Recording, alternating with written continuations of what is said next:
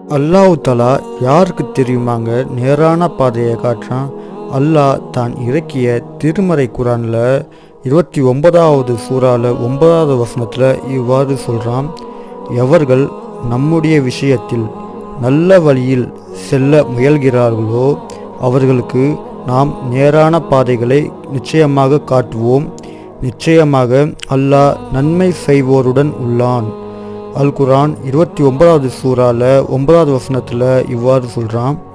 அதாவது யார் அல்லாஹ்வுடைய நேரான பாதையில் செல்ல முயல்கிறார்களோ நாம் முயற்சி செஞ்சால் அல்லாஹ் தஆலா நேரான பாதையை காட்டுறான்னு இந்த வசனத்தின் மூலமாக நம்மளுக்கு தெளிவுபடுத்தியிருக்கான்.